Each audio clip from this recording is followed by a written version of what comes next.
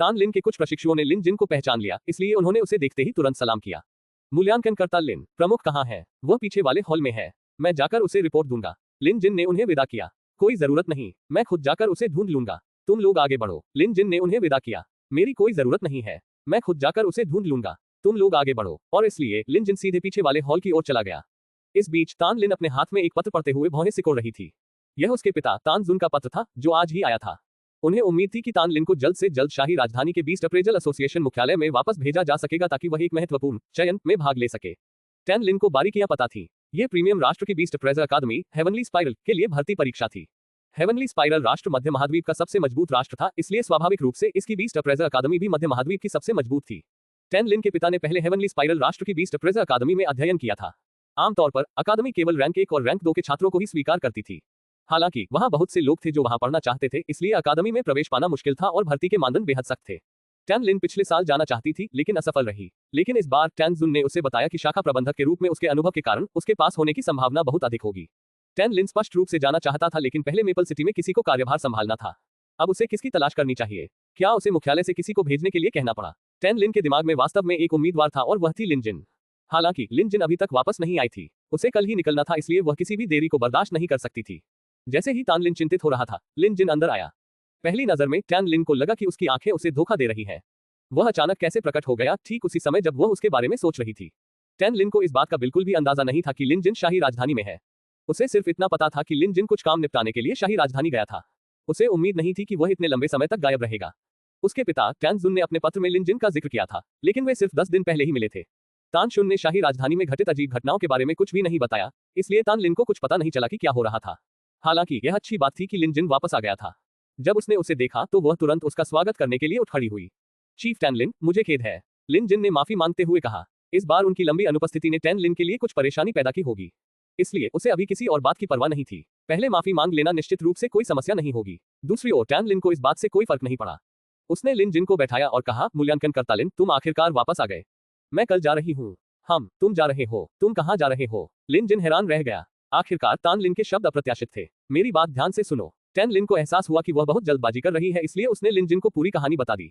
इस बार लिन जिन को समझ में आ गया कि क्या हो रहा है।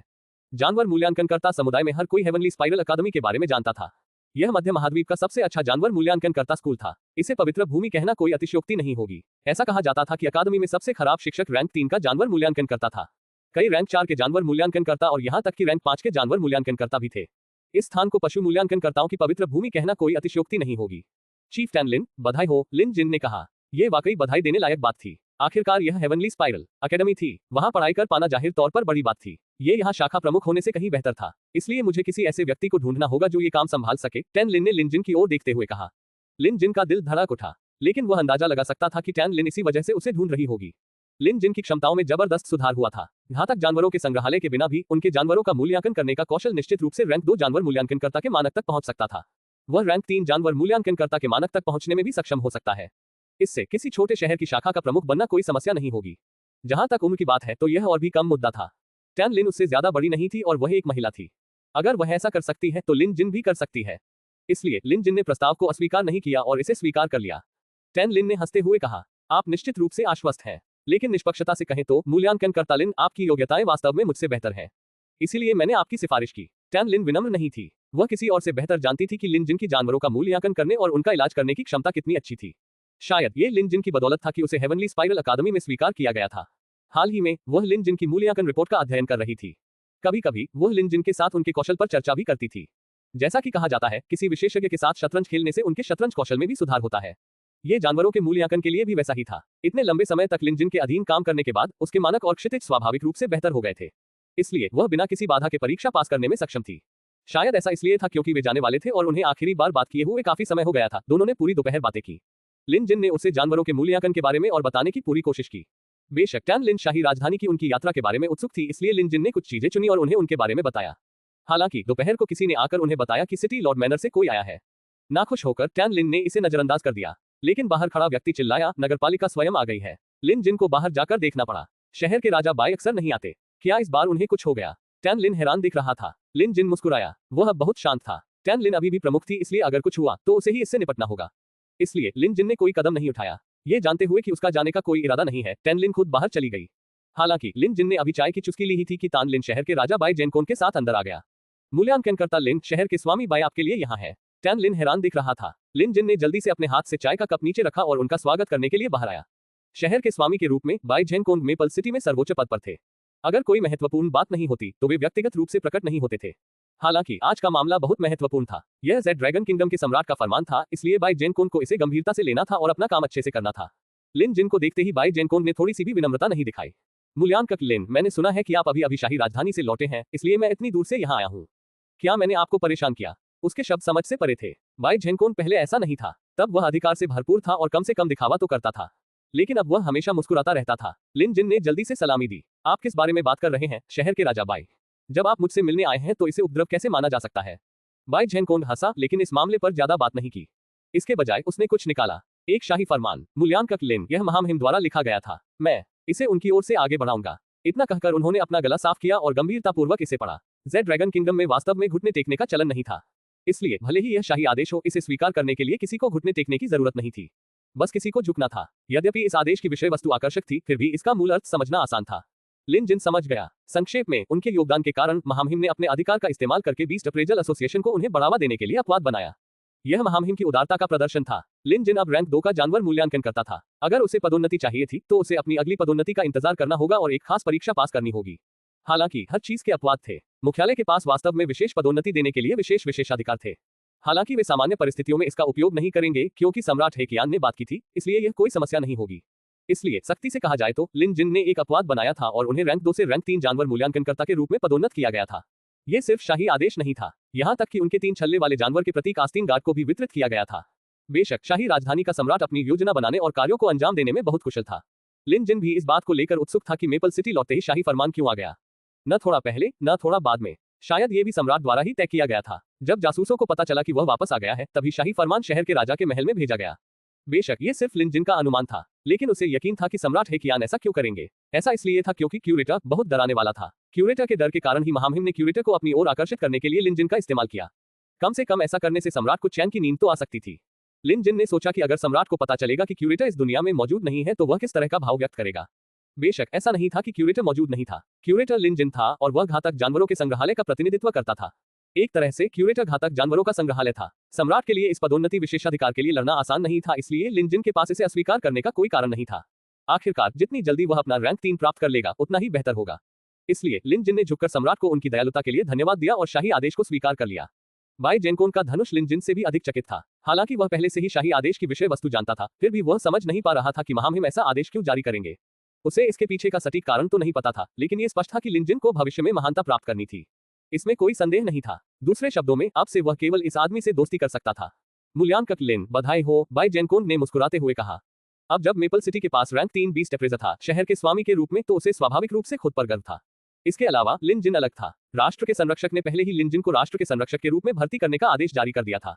इसके साथ लिन जिन को आखिरकार एक आधिकारिक पद मिल गया। हालांकि यह सिर्फ एक उपाधि थी, लेकिन उसका दर्जा फ्रायर एसोसिएशन के ये युजों से अलग नहीं था। शांत लिन जिन की तुलना में तान लिन वह थी जो सबसे ज्यादा हैरान थी। वह इसे बिल्कुल भी नहीं छिपा सकी। उसकी आंखें और मुंह खुले हुए थे और वह बहुत देर तक कुछ भी नहीं बोल सकी। बेशक वह जानती थी कि मुख्यालय के पास रैंक 3 बीस्ट प्रेसेस को विशेष पदोन्नति देने का अधिकार था। हालांकि इसे एक विशेष मामला इसलिए कहा गया क्योंकि इसे प्राप्त करना बेहद मुश्किल था। जहां तक वह जानती हैं, पिछले 1 दशक में मुख्यालय ने कभी भी इस अधिकार का इस्तेमाल नहीं किया। अगर उन्होंने किया भी तो विभिन्न दलों के बीच सत्ता संघर्ष के कारण इसे विफल घोषित कर दिया जाएगा। लेकिन इस बार सम्राट ने सीधे अपने प्रभाव का इस्तेमाल करके इस मामले पर फैसला किया। ऐसा पहले कभी नहीं हुआ था। सच कहा जाए तो भले ही वह लिन जिन के जानवरों का मूल्यांकन करने के कौशल से प्रभावित थी, फिर भी टैन लिन को बहुत जलन हो रही थी। यह उसकी समस्या नहीं थी। यहाँ तक कि सबसे शांत व्यक्ति भी जलन महसूस कर सकता है। रैंक 3 बीस्ट अप्रेसर वह सर्वोच्च रैंक थी जिसे कोई भी जेड ड्रैगन किंगडम में प्राप्त कर सकता था। जबकि मुख्यालय में कई रैंक 3 बीस्ट अप्रेसर थे, वे सभी अत्यधिक सम्मानित और अनुभवी बीस्ट अप्रेसर थे। यहाँ तक कि छोटे बच्चे भी लिन जिन जितने युवा नहीं हो सकते।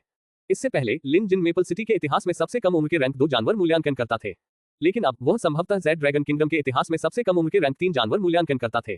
उसकी ईर्ष्या तुरंत शांत हो गई। सावधानीपूर्वक विचार करने के बाद टैन लिन को एहसास हुआ कि लिन जिन ने महामहिम की विशेष पदोन्नति प्राप्त करने के लिए कुछ प्रभावशाली काम किया होगा। इसके अलावा लिन जिन की समझ के आधार पर वह रैंक 3 जानवर मूल्यांकनकर्ता के मानक तक पहुंच गया था, इसलिए उसे बधाई देनी चाहिए। बेशक टैन लिन अभी भी खुद को रोके हुए था। लिन जिन के साथ उसके अच्छे संबंध थे और निश्चित रूप से उसे अच्छा दोस्त माना जा सकता था। हालांकि दोस्त भी एक दूसरे के खिलाफ प्रतिस्पर्धा करते थे। इसके अलावा एक जानवर मूल्यांकनकर्ता बनने का रास्ता काफी अकेला था। लिन जिन, मैं जल्द ही हेवनली स्पाइरल एकेडमी जा रहा हूँ। देखते हैं कि मैं भविष्य में आपसे मिल पाता हूं या नहीं, टैन लिन ने सोचा। लिन जिन की रैंक 3 पर पदोन्नति ने वास्तव में उनके मनोबल को बढ़ाया। जब लिन जिन और बाई जेनकोन खुशी से बातें कर रहे थे तो बाहर मौजूद प्रशिक्षुओं ने उनकी बातचीत सुन ली। जल्द ही मूल्यांकनकर्ता लिन की रैंक 3 में असाधारण पदोन्नति की खबर जंगल में आग की तरह फैल गई। जल्द ही यह खबर मेपल सिटी के बीस्ट अप्रेजल एसोसिएशन के हर कोने में फैल गई। मास्टर लिन वापस आ गए। जब झाओ यंग, लू शियाओयुन और जिया कियान ने यह खबर सुनी तो वे खुशी से उछल पड़े। हान डोंग ने बाहर निकलने की कोशिश की लेकिन शांग एर ने उसे रोक दिया। वह यहाँ अकेली थी जो जानती थी कि लिन जिन वापस आ गया है, इसलिए उसने बाकी लोगों से शांत रहने को कहा। मास्टर लिन के पास करने के लिए बहुत काम होगा। संभवतः बहुत से आगंतुक आएंगे, इसलिए चलो उनकी परेशानियों को न बढ़ाएं। मास्टर लिन ने हमें पहले परेशान नहीं किया क्योंकि वह चाहते थे कि हम अपने कामों पर ध्यान दें। अब चलो जानवरों का मूल्यांकन और उपचार करना जारी रखें। शांग एर के शब्दों पर झाओ यंग, लू शियाओयुन और अन्य लोग शांत हो गए। हान डोंग भी आज्ञाकारी होकर लौट आया। वे जानते थे कि शांग एर सही था। अगर वे सच में वहां गए तो शायद मास्टर लिन उन्हें डांटेंगे। चूंकि उन्हें पता था कि मास्टर लिन यहाँ है, इसलिए जल्दी करने की कोई जरूरत नहीं थी। इसलिए शुरुआती उत्साह के बाद वे अपने अपने काम पर लग गए। हालांकि उनके चेहरों पर भाव पिछले वाले से ज्यादा उत्साहित थे। रैंक 3 बीस्ट अप्रेसर पहले से ही जेड ड्रैगन किंगडम में एक शीर्ष स्थान पर था। रैंक 3 बीस्ट अप्रेसर के शिष्यों के रूप में यह स्वाभाविक ही था कि वे गर्व महसूस करेंगे। साथ ही दबाव भी बहुत अधिक था। उन्हें अगली पदोन्नति परीक्षा पास करनी थी और आधिकारिक पशु मूल्यांकनकर्ता बनना था। अन्यथा वे दूसरों द्वारा उपहास का पात्र बन जाते और वे खुद को माफ नहीं कर पाते। यदि वे ऐसा महसूस करते थे तो ये कहने की आवश्यकता नहीं थी कि एसोसिएशन के अन्य सदस्य भी ऐसा ही महसूस कर रहे थे। मूल्यांकनकर्ता गाओ जियांग आज काफी खुश था। हाल ही में वह मुख्यालय से रैंक 3 जानवर मूल्यांकनकर्ता के संपर्क में था, जिससे उसे सीखने की उम्मीद थी। इससे उसे मुख्यालय में सहायता करने वाला कोई मिल जाएगा। अगर वह व्यक्ति उसे कुछ सुझाव दे तो यह उसके सुधार में सहायक होगा। इसके लिए गाओ जियांग ने बहुत मेहनत और पैसा खर्च किया था। सौभाग्य से अंत में मामला सुलझ गया। जब गाओ जियांग अपनी सफलता का आनंद ले रहा था तभी उसे एक चौंकाने वाली खबर सुनने को मिली। लिन जिन वापस आ गया था और उसके तुरंत बाद महामहिम सम्राट ने एक शाही आदेश जारी किया, जिसके तहत मुख्यालय को लिन जिन को रैंक 3 जानवर मूल्यांकनकर्ता के रूप में पदोन्नत करने की अनुमति दी गई। एसोसिएशन ने इस पर सहमति जताई थी। ये खबर गाओ जियांग के लिए बहुत चौंकाने वाली थी। अंदर ही अंदर वह हमेशा लिन जिन से सहमत नहीं था। ये सोचकर कि यह केवल समय की बात है कि वह जानवरों के मूल्यांकन कौशल के मामले में लिन जिन को पकड़ लेगा, वह हाल ही में बहुत मेहनत कर रहा था। उनकी राय में उन्हें विश्वास था कि अगली पदोन्नति परीक्षा में वे रैंक 2 हासिल कर सकेंगे। हालांकि लिन जिन की पदोन्नति की खबर अचानक गड़गड़ाहट की तरह थी, जिसने गाओ जियांग के दिमाग पर प्रहार किया, जिससे वह पूरी तरह से शून्य हो गया। वे जिस रैंक 3 के जानवर मूल्यांकनकर्ता के बारे में बात कर रहे थे वह यही था। यह एक ऐसा स्तर और दर्जा था जिसकी कल्पना करने की गाओ जियांग ने कभी हिम्मत भी नहीं की थी। यह सोचना कि लिन जिन ने इसे इतनी जल्दी हासिल कर लिया था और उसे परीक्षा देने की भी जरूरत नहीं थी। एक प्रतिष्ठित परिवार से आने के कारण गाओ जियांग का दृष्टिकोण औसत व्यक्ति से स्पष्ट रूप से भिन्न था। उन्होंने न केवल लिन जिन की रैंक 3 में पदोन्नति को देखा, बल्कि उन्होंने ये भी देखा कि यह आदेश व्यक्तिगत रूप से जेड ड्रैगन किंगडम के सम्राट द्वारा जारी किया गया था। इसका क्या मतलब था? गाओ जियांग के लिए इसका मतलब था कि लिन जिन को महामहिम सम्राट का समर्थन प्राप्त हो गया था। ठीक है, क्या लिन जिन कुछ समय पहले शाही राजधानी नहीं गए थे? गाओ जियांग को उस समय नहीं पता था कि वह क्या करने जा रहा है, लेकिन अब उसे पता था। इसके साथ ही श्रेष्ठता और प्रत्याशा की भावना जो गाओ जियांग ने अपने दिल में बड़ी मेहनत से बनाई थी, तूफान में एक छोटी सी लौ की तरह बुझ गई और उसे अपनी रीढ़ में ठंडक महसूस हुई। अब कोई मौका नहीं था। उसे शायद कभी भी लिन जिन से आगे निकलने का मौका नहीं मिलेगा। बाई जेनकोंग और लिन जिन ने काफी देर तक बातचीत की, ज्यादातर एक दूसरे के करीब आने की कोशिश करते रहे।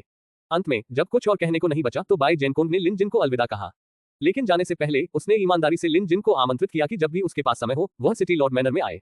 जाहिर है, चूंकि गाओ जियांग भी इस सिद्धांत को समझने में सक्षम था, तो वह बाई जेनकोंग इसे समझने में कैसे असमर्थ हो सकता था। उन्होंने लिन जिन से न केवल इसलिए मित्रता की क्योंकि लिन जिन रैंक 3 के पशु मूल्यांकनकर्ता थे, न ही इसलिए कि लिन जिन के पास रैंक 4 का पालतू पशु था और उन्हें राष्ट्र के संरक्षक के रूप में सूचीबद्ध किया गया था। सबसे महत्वपूर्ण बात यह थी कि लिन जिन को स्पष्ट रूप से सम्राट का समर्थन प्राप्त था।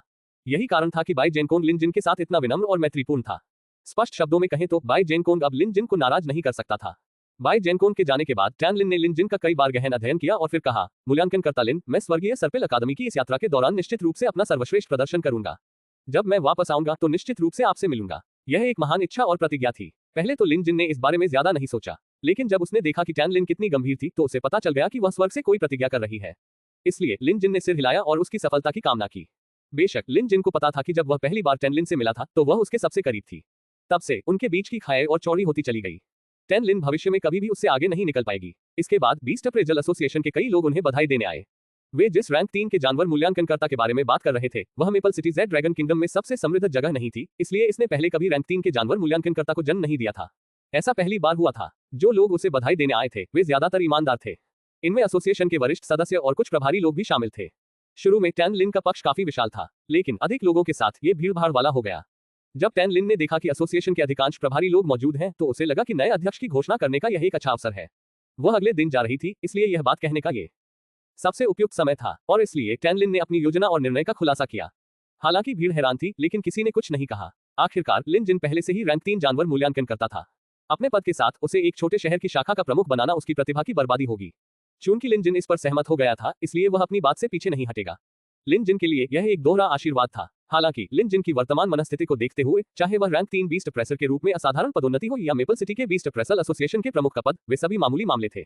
लिन जिन के लिए ये घटनाएं उस समय की तुलना भी नहीं कर सकती जब उन्होंने शाही राजधानी में ओल्ड ताओवादी वू कियान के साथ चर्चा की थी। जब तक लिन जिन ने अपना काम पूरा किया, तब तक आसमान में अंधेरा छा चुका था। एसोसिएशन से बाहर निकलते हुए उसने झाओ यंग, लू शियाओयुन और अन्य लोगों को बाहर इंतजार करते देखा। वह बता सकता था कि वे काफी समय से इंतजार कर रहे थे। मास्टर लिन जिन को देखते ही उन्होंने आदरपूर्वक सिर झुकाया। लिन जिन ने सिर हिलाया। लिन जिन स्पष्ट रूप से अपने प्रशिक्षुओं से संतुष्ट थे। आज उनके अवलोकन के आधार पर यहां तक कि लू शियाओयुन, जो शैक्षणिक दृष्टि से थोड़ा कमजोर था, वह भी आधिकारिक जानवर मूल्यांकनकर्ता बनने की क्षमता रखता था। झाओ यंग, हान डोंग और सबसे योग्य जिया कियान का तो जिक्र ही न करें। वे बहुत पहले ही आधिकारिक पशु मूल्यांकनकर्ता के मानक पर पहुंच चुके थे। शायद अगले मूल्यांकन में उन सभी को एक साथ पदोन्नत किया जाएगा। आप काफी समय से इंतजार कर रहे हैं, है ना? लिन जिन ने मुस्कुराते हुए पूछा। लंबे लबादे में सजे, वह सादे और सुंदर दिख रहे थे, किसी शिक्षक की तरह। शायद ऐसा इसलिए था क्योंकि उसने बीस्टमास्टर चौथे स्क्रॉल की खेती की थी और इसे जियोहुओ के धर्म शरीर के साथ जोड़ा था। लिन जिन में अब एक अलौकिक हवा थी। आखिरकार ये धर्म शरीर क्षेत्र का प्रभाव था। लिन जिन का यार्ड और भी अधिक भीड़ भरा हो गया। झाओ यंग और बाकी लोग भी दौड़कर आए। शांगर और लिटिल फाइव सहित यार्ड अब 7 लोगों से भरा हुआ था। कुछ जानवरों और राक्षसों के साथ उनके पास यार्ड में बैठने के अलावा कोई विकल्प नहीं था। झाओ यंग और लू शियाओयुन कुछ खाना बनाना चाहते थे, लेकिन लिन जिन सहमत नहीं थे। आखिरकार वे पूरे दिन कड़ी मेहनत कर रहे थे और लिन जिन ने कहा कि भविष्य में और भी अवसर मिलेंगे। दरअसल लिन जिन के पास करने के लिए और कुछ नहीं था। इसके अलावा वह मेपल सिटी के बीस्ट अप्रेजल एसोसिएशन के प्रमुख के रूप में कार्यभार संभालने के लिए सहमत हो गया था, इसलिए वह फिलहाल कहीं नहीं जा सकेगा। शाखा प्रमुख के रूप में अभी भी बहुत सारे काम करने बाकी थे। काफी देर तक बातचीत करने के बाद कुछ और लोग आए। वे लू यूनहे और शी वेनजुन थे। दरअसल लिन जिन की इंद्रियों से वह पहले से ही जानता था कि ये युझो यहाँ था। हालांकि ये युझो ने सोचा होगा कि लिन जिन उस युवक के साथ नहीं था, इसलिए वह अंदर आने के बजाय बाहर इंतजार कर रहा था। झाओ यंग और अन्य लोगों को विदा करने के बाद लिन जिन ये युझो की तलाश में निकल पड़े। बधाई हो मूल्यांकनकर्ता लिन, ये युझो ने मुस्कुराते हुए कहा। मूल्यांकनकर्ता लिन, ये दोहरा आशीर्वाद है। लिन जिन मुस्कुराया और कुछ नहीं कहा। ये युझो सही था। ये वास्तव में एक दोहरा आशीर्वाद था। ये युझो ने शाही राजधानी में जो कुछ हुआ था उसके बारे में ब्लैक क्रो और अन्य लोगों से सुना था। हालांकि उसने इसे अपनी आंखों से नहीं देखा था, लेकिन वह कुछ विवरणों को समझ गया था। इसलिए ये युझो को पता था कि लिन जिन को सम्राट से विशेष पदोन्नति क्यों दी गई थी। यह कोई और नहीं बल्कि सम्राट था, जो लिन जिन को भर्ती करके क्यूरेटर का पक्ष लेने की कोशिश कर रहा था। पिछली बार जब विजिटेशन हॉल खुला था, क्यूरेटर को कुछ जरूरी काम निपटाना था और वह जल्दी में चले गए थे। हम थोड़े चिंतित थे, इसलिए मुझे आश्चर्य है कि क्या मूल्यांकनकर्ता लिन को क्यूरेटर की हाल की स्थिति के बारे में पता है। ये युझो अपने मन में उठे सवाल को पूछे बिना नहीं रह सका। वह अकेला व्यक्ति नहीं था जो जानना चाहता था। विजिटेशन हॉल में उनकी आखिरी मुलाकात के बाद बाकी लोगों ने सर्वसम्मति से ये युझो से अनुरोध किया था कि वह लिन जिन से पूछे कि क्या वह कभी उनसे मिले हैं। उस समय लिन जिन अनंत प्राकृतिक परिदृश्य में क्लाउड ट्रेडिंग सीखने की कोशिश कर रहा था। हालांकि ऐसा कुछ जोर से नहीं कहा जा सकता था, इसलिए लिन जिन ने बस इतना कहा कि उसे नहीं पता। ये युझो ने इस मामले को आगे नहीं बढ़ाया। दोनों ने बहुत देर तक बातें की, जब तक कि आसमान काला नहीं हो गया। तभी ये युझो ने विदा ली। तभी लिन जिन अच्छे आराम के लिए वापस लौटे। दूसरों से अलग शांग एर ने लिन जिन को देखकर बहुत ज्यादा सवाल नहीं पूछे। वह बस चुपचाप उसका इंतजार करती रही जब तक कि सभी चले नहीं गए। जब उसने लिन जिन को कमरे में क्रॉस लेग बैठे देखा तो वह उसके पास जाकर बैठ गई और उसे उत्सुकता से देखने लगी। लिन जिन के साथियों में शांग एर के पास सबसे ज्यादा अवलोकन कौशल और साधना थी। जाहिर है वो वही थी जिसने लिन जिन के लौटने के बाद उनके अंदर आए बदलावों को देखा था। तुम क्या देख रहे हो? लिन जिन ने बिना आंखें खोले पूछा। शांग एर ने तुरंत अपना सिर सीधा किया। मास्टर लिन, मैं जियाहुओ को क्यों नहीं देख पा रहा हूँ?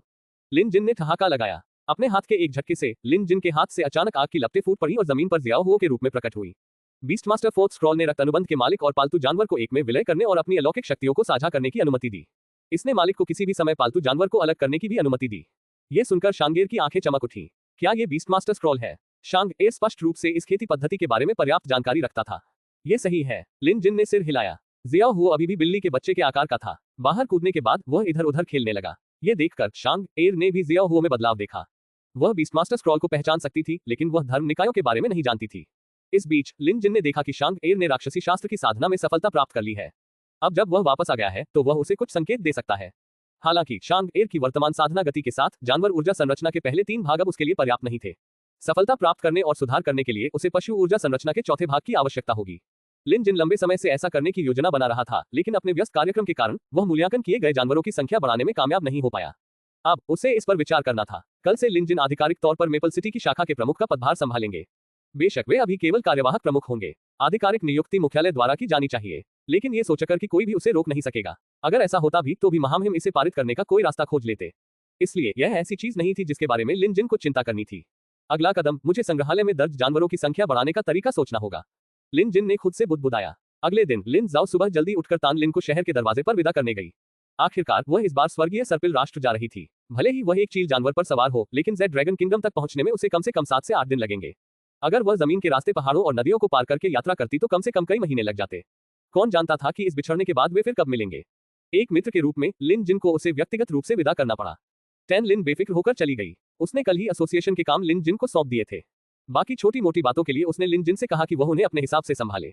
भोर होने से पहले तान लिन अपने घोड़े पर चढ़ी और लिन जिन की ओर देखने लगी। मूल्यांकनकर्ता लिन, जब हम फिर मिलेंगे तो मैं तान लिन निश्चित रूप से जानवरों के मूल्यांकन में आपके साथ प्रतिस्पर्धा करूंगी। लिन जिन ने सलाम किया, जब तक हम फिर से नहीं मिलते फिर मिलेंगे। जब तान लिन ने बोलना समाप्त किया तो उसने अपने घोड़े को चाबुक मारा और कुछ ही देर में शहर से बाहर निकल गई, वह भी किसी की नजरों से ओझल। लिन जिन ने देर नहीं की। इस दुनिया में सभी अच्छी चीजों का अंत होना ही है, केवल बिछड़ने के बाद ही कोई फिर से मिल सकता है। एसोसिएशन में वापस आकर लिन जिन को एक बड़ा परामर्श कक्ष दिया गया। उसने तुरंत किसी को अपना पंजीकरण टोकन टांगने के लिए कहा और प्रमुख को निर्देश दिया कि वह आज जितने भी जानवरों का मूल्यांकन कर सकता है करे। मूल्यांकन की संख्या की कोई सीमा नहीं थी। इसके साथ ही लिन जिन का नंबर लटकाने के लिए आने वाले लोगों की संख्या में वृद्धि हुई। बाकी सब बातों को एक तरफ रखते हुए मेपल सिटी में लिन जिन की प्रतिष्ठा अब काफी प्रसिद्ध हो चुकी थी। अगर कल रैंक 3 में उनकी पदोन्नति की खबर केवल 20 अप्रेजल एसोसिएशन को ही पता थी, तो अब तक मेपल सिटी में लगभग सभी को इसके बारे में पता चल चुका था। ऐसा हर दिन नहीं होता कि रैंक 3 का जानवर मूल्यांकनकर्ता अपने पालतू जानवरों का मूल्यांकन और उपचार कर सके। इसलिए यहाँ के अधिकांश लोगों ने आज लिन जिन के परामर्श के लिए साइन अप किया था। इसके कारण पशु मूल्यांकनकर्ताओं और प्रशिक्षु पशु मूल्यांकनकर्ताओं की संख्या में काफी कमी आई। हालांकि किसी ने भी इस बारे में शिकायत करने की हिम्मत नहीं की। कुछ जगहों पर यह प्रथा थी कि नवनियुक्त प्रमुख के लिए पहले दिन असीमित संख्या में जानवरों का मूल्यांकन किया जाता था। हालांकि मेपल सिटी के इतिहास में ऐसा कभी नहीं हुआ था। आखिरकार ये तभी संभव था जब किसी के पास इसका समर्थन करने की क्षमता हो। अगर कोई व्यक्ति पर्याप्त रूप से सक्षम नहीं है तो वह संभवतः खुद को मूर्ख बना लेगा। जब ऐसा होगा तो वह हंसी का पात्र बन जाएगा और खुद को शर्मिंदा करेगा। यहाँ तक कि जब तान लिन की नियुक्ति हुई थी तब भी उन्होंने ऐसा नहीं किया था। यह नया प्रमुख निश्चित रूप से आश्वस्त है। बाई जेनकोंग ने मेपल सिटी के सिटी लॉर्ड मैनर में जुओ वेनतांग की रिपोर्ट सुनते हुए टिप्पणी की। बाई जेनकोंग अब लिन जिन पर पूरा ध्यान दे रहा था। साथ ही वह ये पता लगाने की पूरी कोशिश कर रहा था कि शाही राजधानी में ऐसा क्या हुआ था कि महामहिम ने लिन जिन को ऐसा विशेषाधिकार दिया। क्या शाही राजधानी से अभी भी कोई खबर नहीं है? बाई जेनकोंग ने पूछा। इस समय वह नाश्ता कर रहा था। शहर के राजा के रूप में उसका जीवन बहुत ही शानदार था। यहाँ तक कि नाश्ता भी पर्याप्त नहीं था। मेज पर 7 या 8 प्लेटें थी। गर्म व्यंजन, शाकाहारी व्यंजन, मिठाइयां और फल थे। ये कहा जा सकता है कि वहाँ वह सब कुछ था जो कोई चाह सकता था। जुओ वेनतांग ने अपना सिर हिलाया। हमने शाही राजधानी में अपने सभी संपर्कों से पूछा है, लेकिन उन्हें कोई खास जानकारी नहीं है। हालांकि हाल ही में शाही राजधानी में कुछ बड़ी घटना हुई है, लेकिन मुझे नहीं लगता कि इसका लिन जिन से कोई लेना देना है। ओह, कौन सी बड़ी घटना? बाई जेनकोंग ने एक डीप फ्राइड बिस्किट लिया, उसे तोड़ा और अपने सामने रखे दलिया के छोटे कटोरे में डाल दिया। फिर उसने कुछ साइड डिश डाली और एक निवाला खाया। इसके अलावा मंत्री यू के गुट को रातों रात गिरा दिया गया। लोगों को बताया गया कि मंत्री यू की मृत्यु बीमारी से हुई है, लेकिन ये सच नहीं हो सकता। आखिरकार मंत्री यू राष्ट्र के संरक्षक के सदस्य और रैंक 4 जेड ड्रैगन पालतू जानवर वाले राष्ट्रीय संरक्षक थे। उनके लिए बीमारी से मरना वाकई विश्वास करना मुश्किल है। शाही राजधानी ने इस मामले की खबरों पर प्रतिबंध लगा दिया है, लेकिन हम फिर भी कुछ जानकारी प्राप्त करने में कामयाब रहे। जाहिर है, कुछ दिन पहले शाही राजधानी में एक खलनायक विशेषज्ञ दिखाई दिया था और पूरे शहर को बंद कर दिया गया है। किसी को भी बाहर जाने या अंदर आने की अनुमति नहीं है और शहर में कड़ी सुरक्षा है। जुओ वेनतांग के बोलने के बाद बाई जेनकोंग ने सिर हिलाया और कहा, मुझे भी इसकी जानकारी है। शाही शहर के भीतर सत्ता संघर्ष कभी नहीं रुकता। मेपल सिटी भले ही बड़ी ना हो, लेकिन यह अच्छी बात है कि यह शाही शहर से बहुत दूर है। इसके अलावा मंत्री यू के गुट से हमारा कभी कोई लेना देना नहीं रहा। चाहे उनकी अचानक मृत्यु हो गई हो या उन्हें निकाल दिया गया हो, इससे हमारा कोई लेना देना नहीं है। कुछ देर रुकने के बाद बाई जेनकोंग ने कहा, वास्तव में इसका लिन जिन से कोई लेना देना नहीं है। चाहे वह कितना भी सक्षम क्यों ना हो, वह आंतरिक घेरे का हिस्सा नहीं है। मैं भी यही सोचता हूँ। उसके बाद जुओ वेनतांग ने कहा, एक और बात है। मैंने सुना है कि शाही शहर में जेड ड्रैगन सेलेस्टियल मंदिर को एक बार सील कर दिया गया था और कुछ हॉल भी ढह गए थे। हालांकि मुझे विवरण नहीं मिल सका। यहाँ तक कि शाही दरबार के कुछ उच्च पदस्थ अधिकारियों को भी या तो इसके बारे में पता नहीं था या वे इससे सावधान थे। जेड ड्रैगन मंदिर। बाई जेनकोंग गहरी सोच में डूब गया। एक शहर के स्वामी के रूप में वह स्पष्ट रूप से जानता था कि जेड ड्रैगन मंदिर कितना महत्वपूर्ण था। हालांकि वह स्पष्ट रूप से पुराने ड्रैगन के अस्तित्व के बारे में नहीं जानता था, इसलिए उसने जेड ड्रैगन मंदिर की घटना को लिन जिन से नहीं जोड़ा। जुओ वेनतांग ने कहा, दूसरी ओर महामहिम की छठी राजकुमारी जाहिर तौर पर बीमारी से ठीक हो गई थी। महामहिम इतने प्रसन्न हुए कि उन्होंने लोगों को माफी भी दे दी। बाई जेनकोंग ने सिर हिलाया। उसे भी इस बारे में पता था। इस बारे में बात करते हुए लिन जिन के शामिल होने की सबसे अधिक संभावना थी। बाई जेनकोंग के लिए दोनों के जुड़े होने की सबसे अधिक संभावना थी। हालांकि बाई जेनकोंग को लगा कि उसे अभी भी समस्या की जड़ नहीं मिली है। भले ही लिन जिन ने छठी राजकुमारी को ठीक कर दिया हो, लेकिन यह महामहिम के ध्यान के लायक नहीं था। जरा सोचिए, ये लिन जिन वाकई असाधारण है। उसके पास क्यूरेटर नाम का एक मास्टर है और रैंक 4 का एक पालतू जानवर है। सिर्फ ये अंक ही उसे हमारे पक्ष में होने के योग्य बनाते हैं। इसके अलावा लिन जिन के जानवरों का मूल्यांकन करने के कौशल शानदार है। भले ही वह रैंक 3 तक नहीं पहुंचा हो, मुझे यकीन है कि वह इसके बहुत करीब है। महामहिम प्रतिभा की सराहना करते हैं, इसलिए उसे अपवाद देना अनुचित नहीं होगा। ये सही है, लिन जिन ने मुस्कुराते हुए कहा। जैसा कि जुओ वेनतांग ने कहा, इस विचारधारा का अनुसरण करते हुए ऐसा प्रतीत होता है कि वर्तमान स्थिति वास्तव में उचित थी। अब तक बाई जेनकोंग ने अपना खाना खत्म कर लिया था। उसे वाकई लिन जिन में दिलचस्पी थी। हालांकि उसे नहीं पता था कि महामहिम लिन जिन को इतना महत्व क्यों देते हैं, लेकिन उसे एक बात का यकीन था, मौजूदा लिन जिन को नाराज करने के बजाय उनसे दोस्ती करनी चाहिए। हालांकि कई घंटों बाद बाई जेनकोंग को फैन सिटी के नगर स्वामी से एक हस्तलिखित पत्र प्राप्त हुआ। मेपल सिटी और फैन सिटी पड़ोसी थे, इसलिए बाई जेनकोंग और फैन सिटी के नगर स्वामी एक दूसरे से काफी परिचित थे। उसने पत्र खोला और उसे पढ़ा, लेकिन उसे पढ़ने के बाद बाई जेनकोंग के चेहरे पर अजीब भाव आ गया। जुओ वेंतांग को पत्र की विषय वस्तु के बारे में पता नहीं था, लेकिन वह पिछले कुछ समय से बाई जेनकोंग के साथ था। बाई जेनकोंग एक चतुर व्यक्ति था, अकेले में भी उसका हाव भाव आसानी से नहीं बदलता था। हालांकि जब सिटी लॉर्ड बाई ने पत्र पढ़ा तो उसके हाव भाव स्पष्ट रूप से आश्चर्य और चिंतन से भरे थे। आमतौर पर जुओ वेंतांग जानता था कि उसे पूछने की पहल नहीं करनी चाहिए। आखिरकार पत्र में कुछ खास बात होगी। अगर वह अचानक पूछ लेता तो क्या शहर का राजा कुछ कहता। लेकिन इस बार बाई जेनकोंग का स्पष्ट रूप से चतुर सरदार से इसे छिपाने का कोई इरादा नहीं था। वेंटैंग, फैन सिटी के नगर स्वामी ने मुझे एक पत्र लिखकर किसी को खोजने में मदद करने के लिए कहा है। मुझे बताओ, क्या मुझे उसकी मदद करनी चाहिए या नहीं? ये कहते हुए बाई जेनकोंग ने पत्र जुओ वेंटांग को सौंप दिया। इसका मतलब था कि जुओ वेंटांग को पत्र की सामग्री पढ़ने की अनुमति थी। उसने जल्दी से पत्र लिया और उसे ध्यान से पढ़ा। तभी उसे नगर स्वामी का इरादा समझ में आया। क्या सिटी लॉर्ड फैन लिन जिन की तलाश नहीं कर रहा है?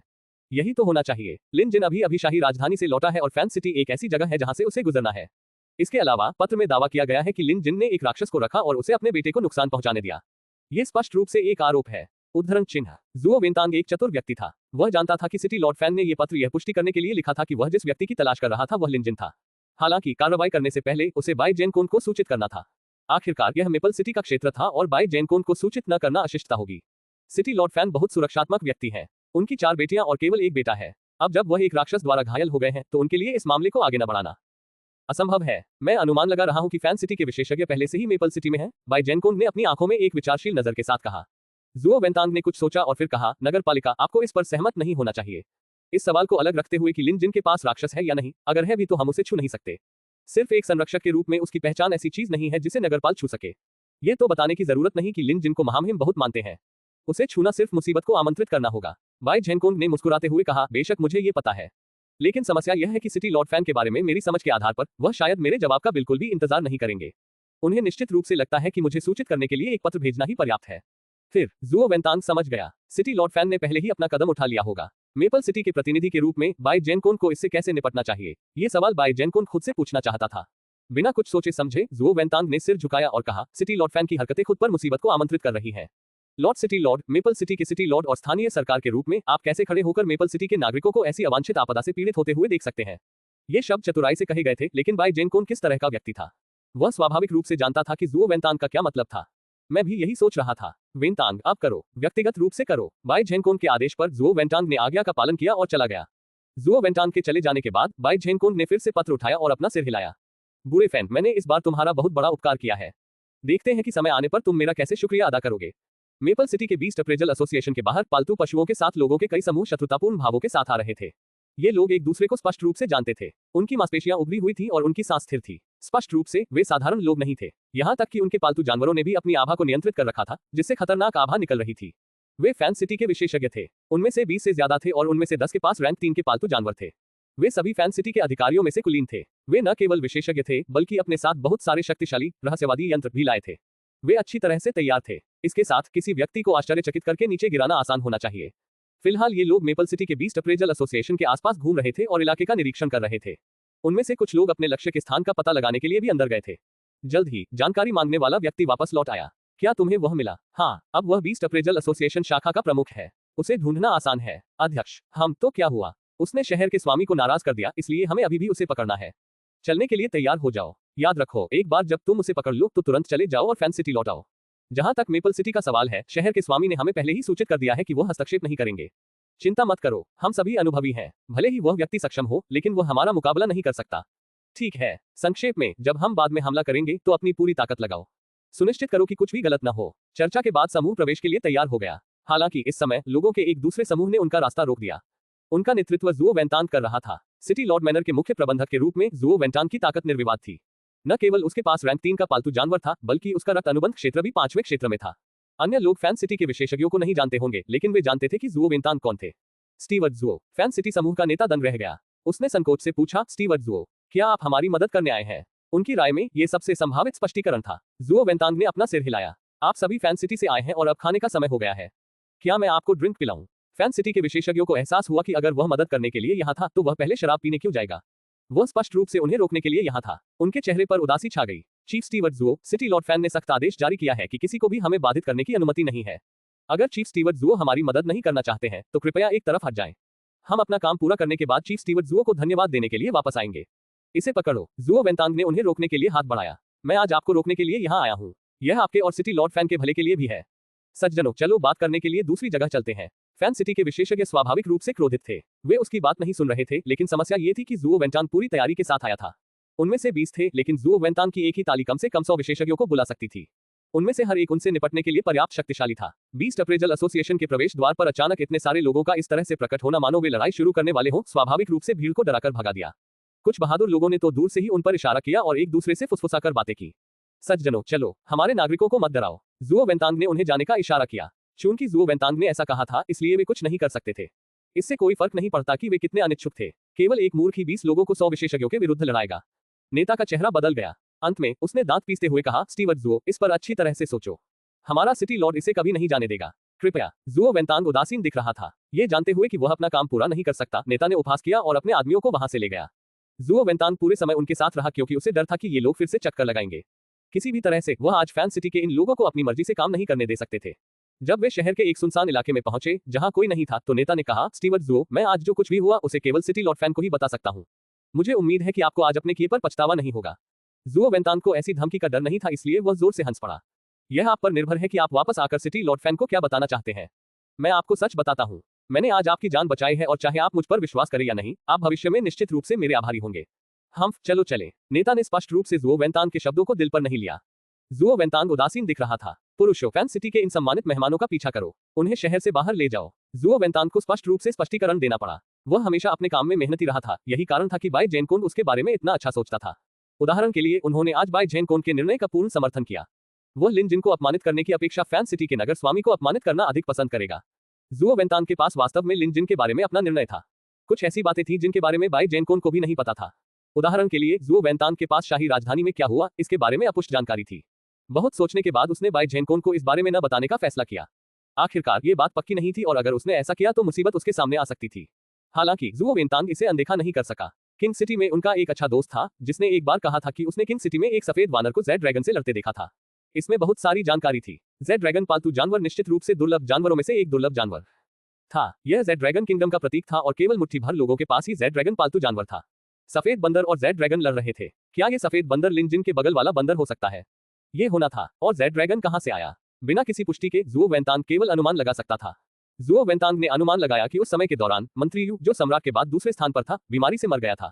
तब यह एक अनुमान होगा। क्या यह हो सकता है कि यह जेड ड्रैगन मंत्री यू का था? वास्तव में मंत्री यू की मृत्यु किसी बीमारी से नहीं हुई थी। वास्तव में यह एक बहुत ही संभावित संभावना थी। देश भर के अधिकारियों ने भी इस बारे में अटकलें लगाई थी।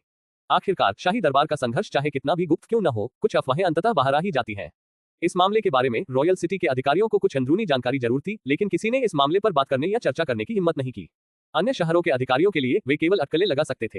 हालांकि ये देखा जा सकता था कि मंत्री यू का गुट, जो मूल रूप से शाही दरबार और अन्य क्षेत्रों में शक्तिशाली था, धीरे धीरे पुनर्गठित हो रहा था। जिद्दी लोगों को सीधे शुद्ध किया गया था और मूल रूप से उन सभी पर कुछ अपराध करने का आरोप लगाया गया था और उन्हें उनके पदों से हटा दिया गया था। तो मंत्री यू के दुर्भाग्य से सबसे अधिक लाभ किसे हुआ? जुओ वेंतांग बता सकता था कि यह वर्तमान सम्राट था। तो क्या ऐसी संभावना थी कि सम्राट मंत्री यू से छुटकारा पाना चाहता था और इसके लिए उसने लिन जिन का इस्तेमाल किया था? यह एक साहसिक अनुमान था, लेकिन असंभव नहीं था। अगर ऐसा नहीं भी होता तो भी लिन जिन का इस घटना से कुछ लेना देना जरूर होता। इसलिए सिटी लॉर्ड मैनर और जुओ वेंतांग को खुद लिन जिन की तरफ झुकना पड़ा। इसके बारे में कोई संदेह नहीं था। चूंकि उसने आज लिन जिन की मदद की थी, इसलिए उसे लिन जिन को बताना था कि उसे क्या जानना है। वह श्रेय नहीं मांग रहा था, बल्कि एक अनुस्मारक मांग रहा था। आखिरकार फैन सिटी में वह व्यक्ति कभी भी इसे जाने नहीं देगा। जुओ वेंतांग ने अपना मन बना लिया। उसने सभी को बर्खास्त कर दिया और बीस्ट अप्रेजल एसोसिएशन में वापस चला गया। किसी ने अवश्य ही लिन जिन को एसोसिएशन के प्रवेश द्वार पर हुई घटना की जानकारी दी होगी। लिन जिन, जो जानवरों का मूल्यांकन और उपचार करने में व्यस्त थे, ने एक शब्द भी नहीं कहा। इसके बजाय उन्होंने एसोसिएशन के सदस्यों को सांत्वना दी और अपना काम जारी रखा। लिन जिन को पता नहीं था कि क्या हुआ था, लेकिन चूंकि जुओ वेंतांग यहाँ था, इसलिए कोई परेशानी नहीं होनी चाहिए थी। लिन जिन अब पहले जैसा नहीं रहा। उसकी मानसिक स्थिति इतनी बेहतर हो गई थी कि भूस्खलन भी उसे विचलित नहीं कर सकता था। अब उसकी प्राथमिकता उन सैकड़ों खातों को देखना था जो उसने भेजे थे। यह उनकी सर्वोच्च प्राथमिकता थी। सुबह से ही उसने 100 से ज्यादा जानवरों का मूल्यांकन और उपचार किया था, लेकिन संग्रहालय से अभी भी कोई नया पुरस्कार नहीं मिला था। बेशक अगर उसे बीस्ट एनर्जी फॉर्मेशन भाग 4 चाहिए था, तो उसे और भी दुर्लभ जानवरों का मूल्यांकन करना होगा। सुबह तक उसने सिर्फ 7 या 8 जानवरों का सामना किया था, जो कि थोड़ा कम था। मास्टर लिन, आपने लगातार 100 से ज्यादा जानवरों का मूल्यांकन किया है। क्या आप आराम करना चाहेंगे और कुछ खाना चाहेंगे? झाओ यंग झुकी और फुसफुसाई। लिन जिन ने देखा कि ज़ुओ वेंतांग बाहर इंतजार कर रहा था और उसे पता था कि उसके पास चर्चा करने के लिए कुछ होगा, इसलिए उसने सिर हिलाया। जरूर। ऐसा कहने के बाद उन्होंने आराम करने के लिए उठने से पहले अंतिम शब्द लिख लिया। वास्तव में लिन जिन बिल्कुल भी थका हुआ नहीं था। बीस्टमास्टर फोर्थ स्क्रॉल की खेती करने से उसे पालतू जानवरों के साथ घुलने मिलने का मौका मिला, जिससे उसकी काया में बहुत सुधार हुआ। 4 से 6 घंटे तो छोड़िए, लिन जिन को 20 घंटे से ज्यादा लगातार जानवरों का मूल्यांकन करने पर भी थकान महसूस नहीं होती। खुद को स्ट्रेच करने के बाद लिन जिन ने झाओ यंग को ज़ुओ वेंतांग को आमंत्रित किया। स्टीवर्ट ज़ुओ, मैंने देखा कि तुम यहाँ हो, तुम अंदर क्यों नहीं आए? लिन जिन ने उसके पास आते ही मुस्कुराते हुए पूछा। ज़ुओ वेंतांग ने उन्हें सलाम किया और कहा, चीफ लिन, मैंने आपको परेशान करने की हिम्मत नहीं की क्योंकि मैं आपको जानवरों का मूल्यांकन करते हुए देख रहा था। स्टीवर्ट ज़ुओ, तुम मजाक कर रहे हो? क्या संयोग है, मैं ब्रेक ले रहा हूँ, इसलिए चलो अंदर बात करते हैं। लिन जिन ने झाओ यंग, लू शियाओयुन और अन्य लोगों को चाय बनाने का निर्देश देने से पहले उसे भी सलाम किया। तब तक जिया कियान ने चाय बना ली थी। जब उसने लिन जिन को ज़ुओ वेंतांग का अभिवादन करते देखा तो वह पहले ही चाय बनाने चली गई थी। लू शियाओयुन, हान डोंग और अन्य लोगों को यह नहीं पता था कि इस पर क्या प्रतिक्रिया दें। परामर्श कक्ष में बैठे हुए लिन जिन ने ज़ुओ वेंतांग को देखा। शायद वह आदमी एसोसिएशन के बाहर जो कुछ हुआ था उसके कारण यहाँ आया था। निश्चित रूप से ज़ुओ वेंतांग ने गोलमोल बातें नहीं की और लिन जिन को बता दिया कि पहले क्या हुआ था। नगरपालिका बाई ने निर्देश दिया है कि हमें चीफ लिन को इस घटना से निपटने में मदद करनी चाहिए, चाहे कुछ भी हो, ज़ुओ वेंतांग ने धार्मिक भाव से कहा। लिन जिन ने उन्हें धन्यवाद देते हुए सलाम किया। कहने की जरूरत नहीं है कि ज़ुओ वेंतांग ने वास्तव में उसकी मदद की थी। अन्यथा भले ही लिन जिन फैन सिटी से डरता नहीं था, फिर भी अगर ज़ुओ वेंतांग ने एसोसिएशन में कोई कदम उठाया तो वह मुश्किल में पड़ जाएगा। चीफ लिन, क्या आपके और फैन सिटी के नगर स्वामी के बीच कुछ गलतफहमी है? ज़ुओ वेंतांग ने अचानक पूछा। उसे स्थिति के बारे में थोड़ा बहुत पता था, लेकिन ये केवल फैन सिटी के नगर स्वामी से था। वह लिन जिन का पक्ष सुनना चाहता था। ये वास्तव में कोई गलतफहमी नहीं है। लिन जिन को ये घटना याद आ गई। माउंट गू के जंगल में उन लोगों ने व्हाइट ऐप को मारने की कोशिश की, लेकिन वे बहुत कमजोर थे। व्हाइट ऐप पहले से ही उन्हें न मारकर दयालु था, इसलिए लिन जिन को नहीं लगता कि यह उसकी गलती थी। बेशक ये सफेद बंदर की भी गलती नहीं थी। लिन जिन ने स्थिति को समझाया और ज़ुओ वेंतांग समझ गया। वह पहले से ही जानता था कि लिन जिन के साथ एक राक्षस था, लेकिन यह निश्चित रूप से ऐसा नहीं था जो निर्दोष लोगों को मारता था। इसके बजाय ये फैन सिटी के शहर के स्वामी का बेटा था जिसकी बदनामी थी। कहा जाता है कि उसने सभी तरह की बुराइयां की थी और वह एक राक्षस से भी बदतर था। हाँ, यह कोई बड़ी बात नहीं है। चीफ लिन मेपल सिटी के नागरिक हैं, इसलिए सिटी लॉर्ड बाय निश्चित रूप से आपका ख्याल रखेंगे। चीफ लिन के पास अभी भी काम है, इसलिए मैं आपको अब और परेशान नहीं करूंगा। मैं चीफ लिन से भविष्य में मेरे पालतू जानवर को देखने के लिए कहना चाहूंगा। ज़ुओ वेंतांग जाने के लिए उठ खड़ा हुआ। उस आदमी को लेकर अच्छी समझ थी, इसलिए वह बात खत्म होते ही चला गया। उसने ज्यादा समय नहीं लिया और लिन जिन को परेशान नहीं किया। आप किस बारे में बात कर रहे हैं, स्टीवर्ट ज़ुओ? मैं आपके पालतू जानवर को कभी भी देख सकता हूँ। लिन जिन मुस्कुराया। ज़ुओ वेंतांग ने जल्दी से अपना सिर हिलाया। मुझे अभी भी सिटी लॉर्ड मैनर में कुछ काम निपटाने हैं।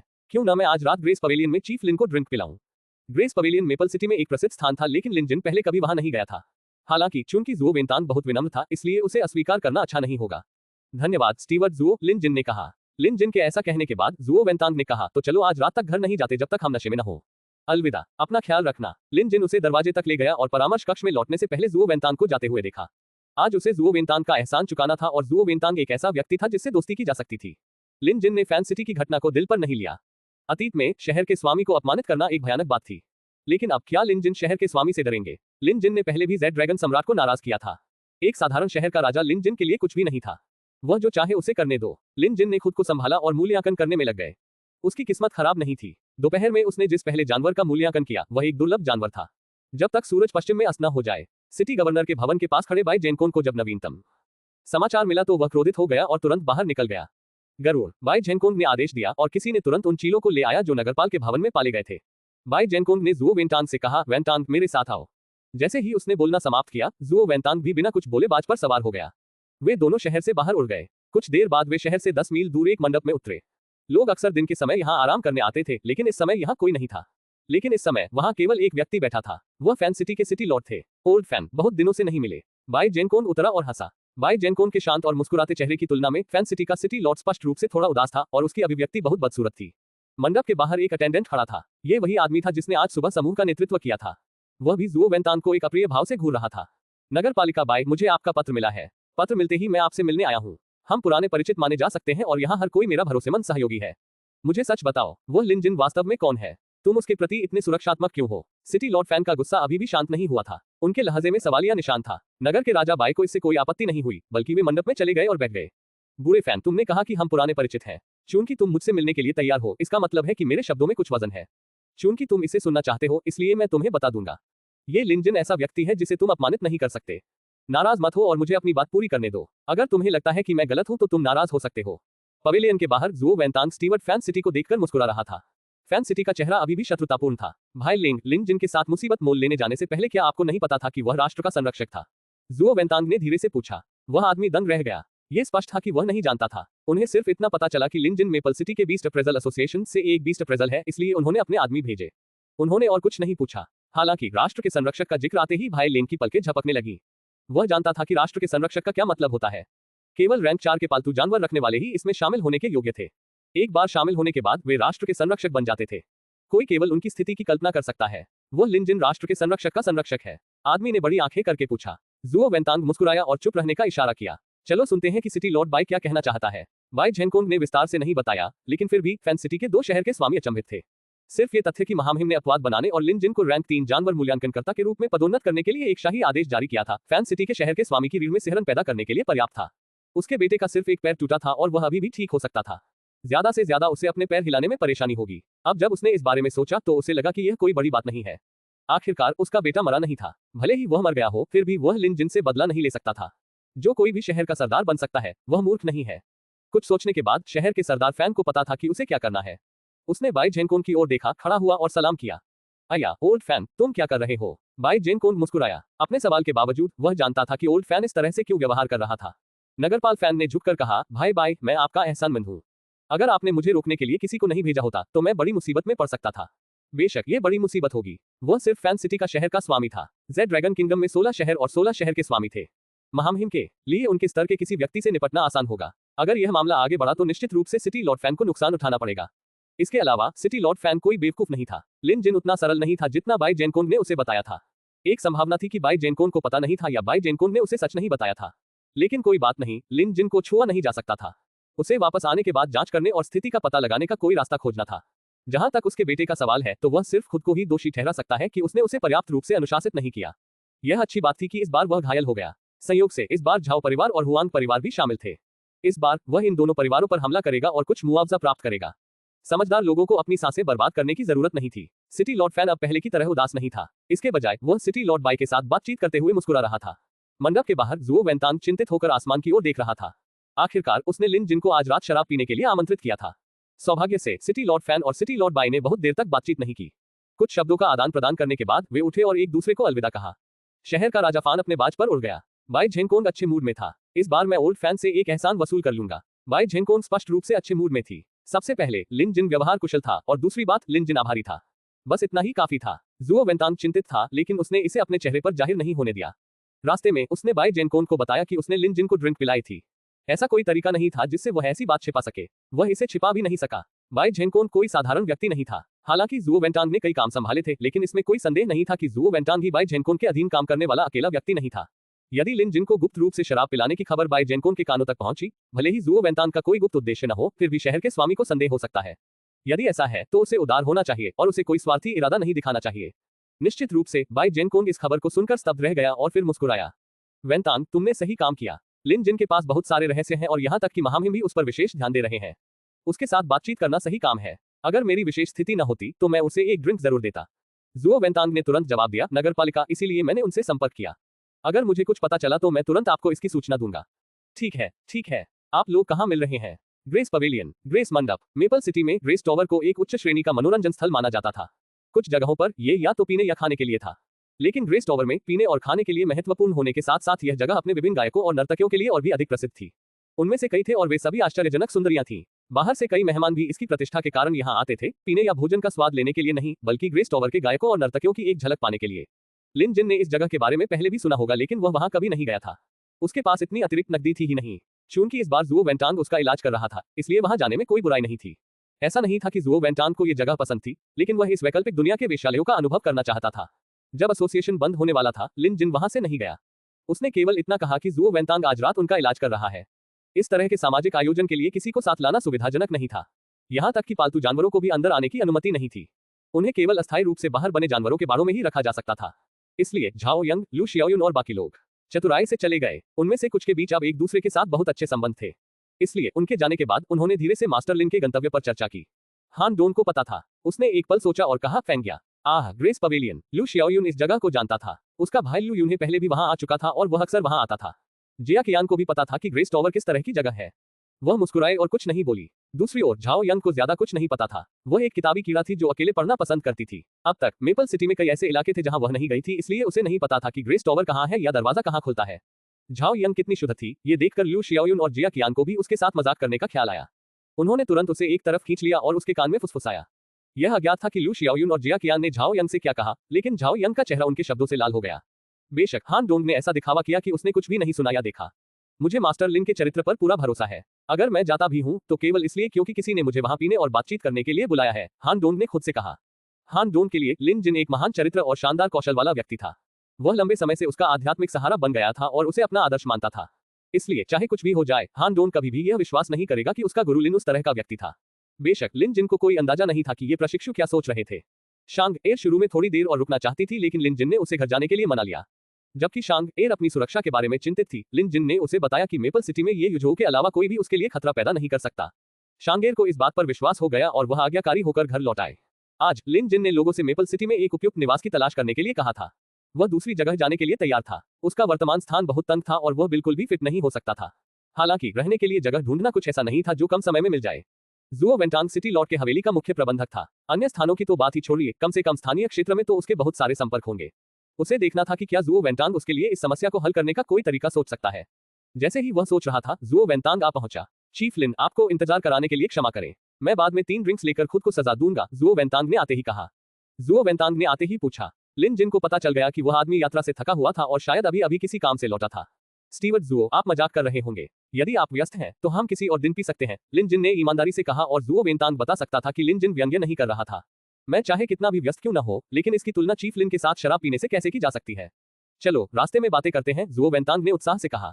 रास्ते में जुओ वेंतांग ने लिन जिन को फैन सिटी के सिटी लॉर्ड की यात्रा के बारे में बताया। चूंकि मैंने आपकी कुछ मदद की है, इसलिए मुझे आपको बताना चाहिए। इस पर लिन जिन ने धन्यवाद देते हुए उसे सलाम किया। हालांकि वह फैन सिटी के सिटी लॉर्ड से नहीं डरता था, लेकिन अनावश्यक परेशानी से बचना बेहतर था। लिन जिन आभारी था कि जुओ वेंतांग उसे इस समस्या से निपटने में मदद करने के लिए तैयार था। जुओ वेंतांग को पता था कि लिन जिन परिणाम से संतुष्ट था। वह ये भी जानता था कि शहर के राजा बाय और उसने खुद बेकार में काम नहीं किया था। रास्ते में बातें करते हुए वे जल्द ही मेपल सिटी के अंदरूनी शहर के नदी किनारे पहुंच गए। मेपल सिटी में नदी बहुत चौड़ी नहीं थी, लेकिन सबसे चौड़ा हिस्सा कम से कम 30 से 50 फीट चौड़ा था। ये 2 नावों के साथ साथ चलने के लिए पर्याप्त चौड़ा था।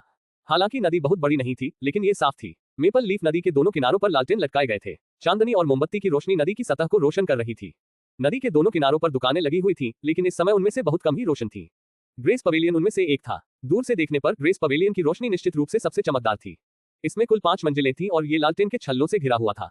जब रात की हवा चलती थी तो यह अपने साथ रूज और फेस पाउडर की खुशबू लेकर आती थी। लिन जिन को उसमें से अच्छी शराब की गंध आई। ऐसा कहा जाता था कि ग्रेस पवेलियन लोगों के लिए शान शौकत की प्रशंसा करने, संगीत सुनने और नृत्य का आनंद लेने की जगह थी। लेकिन वास्तव में ग्रेस पवेलियन की शराब भी असाधारण रूप से प्रसिद्ध थी। बेशक उनकी शराब की कीमत भी उतनी ही प्रसिद्ध थी। यह एक ऐसी जगह थी जहां सब कुछ महंगा था। प्रवेश द्वार पर किसी ने मुस्कुराहट के साथ उनका स्वागत किया। ग्रेस पवेलियन के प्रांगण में पालतू जानवरों के लिए कई पशु बाड़े थे और उनकी देखभाल के लिए कर्मचारी भी मौजूद थे। अकेले ये निवेश ही काफी बड़ी रकम थी। इस समय अन्य स्थानों पर कम ही लोग दिखाई देते थे, लेकिन ग्रेस पवेलियन के बाहर ये लोगों से खचाखच भरा हुआ था।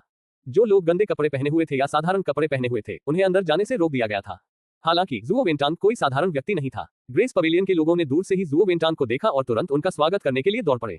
स्टीवर्ट जुओ, आपको यहाँ आए हुए काफी समय हो गया है। कृपया अंदर आएं। ग्रेस पवेलियन में आज एक नवागंतुक आया है। वह ग्रेसी कॉन्टिनेंट के वेस्टवर्ड कंट्री की एक प्रसिद्ध सुंदरी है। मुझे यकीन है कि आप उससे प्रसन्न होंगे, स्टीवर्ट जुओ, रिसेप्शनिस्ट ने सम्मानपूर्वक कहा। यह स्पष्ट था कि जुओ वेंतांग ग्रेस पवेलियन का नियमित ग्राहक था। जुओ वेंतांग ने मुस्कुराते हुए रिसेप्शनिस्ट से कहा, मैं आज हमारे सम्मानित अतिथि को ड्रिंक पिला रहा हूँ। बेहतर होगा कि आप व्यवस्था में कुछ प्रयास करें। रिसेप्शनिस्ट ने तुरंत जवाब दिया, बिल्कुल बिल्कुल, चिंता मत करो स्टीवर्ट जुओ। ये कहकर वह जल्दी से दोनों को अंदर ले गया। जुओ वेंतांग ने लिन जिन से फुसफुसाकर कहा, चीफ लिन, चूंकि हम ऐसी जगह पर हैं, इसलिए मैं आपको भाई लिन कहूंगा। लिन जिन मुस्कुराया, आप मेरे बड़े भाई हैं। आप जो भी कहें, भाई जुओ। लिन जिन की समझ को देखकर जुओ वेंतांग हंस पड़ा। ऐसी जगह पर अगर कोई उन्हें स्टीवर्ट जुओ और दूसरा चीफ लिन कहकर बुलाए तो ये बहुत बड़ी निराशा होगी। इसके अलावा दूसरे लोग जान जाएंगे कि वे कौन है। कहावत है कि परिस्थिति के अनुसार बोलना चाहिए। ऐसी जगह पर एक दूसरे को भाई भाई कहकर संबोधित करना सबसे उचित था। लिन जिन ने दिखावा नहीं किया और जुओ वेंतांग एक सभ्य व्यक्ति था जो दोस्ती करने लायक था। दोनों ग्रेस पवेलियन में दाखिल हुए। लिन जिन का यहाँ पहली बार आना था। हालांकि वह मानसिक रूप से तैयार था, फिर भी वह अंदर की असाधारण सजावट देखकर दंग रह गया। लिन जिन पहले भी शाही राजधानी और महल में जा चुके थे। एक हद तक महल की सजावट भी ग्रेस पवेलियन की तुलना में नहीं थी। भव्यता क्या थी, वह बिल्कुल वही देख रहा था। एक सुनहरी देवदार की पट्टिका, पश्चिमी महाद्वीप से एक सफेद जेड सीढ़ी, एक रंगी हुई छत से लटकती हुई सोने और एल्यूमिनियम की मोमबत्तियां, एक मनसा तंबू और एक सुंदर स्क्रीन। संक्षेप में कहें तो उसने जो कुछ भी देखा वह असाधारण था। उसके पैरों के नीचे मोटे पैड भी थे जो किसी सुंदरी के कंधे की तरह मुलायम महसूस होते थे। मुझे उम्मीद नहीं थी कि इस दुनिया के लोग इतना आनंद लेंगे, लिन जिन ने खुद से कहा। मुख्य हॉल में 100 से ज्यादा मोमबत्तियां लटकी हुई थीं और वे सभी उच्चतम गुणवत्ता की थीं। तीखी गंध के बजाय उनमें एक ताजा खुशबू भी थी। लिन जिन को यह स्वीकार करना पड़ा कि इस जगह का मालिक बहुत ज्यादा खर्चीला था। मेपल सिटी में इतना बड़ा स्टॉल खोलने वाला मालिक निश्चित रूप से कोई साधारण व्यक्ति नहीं था।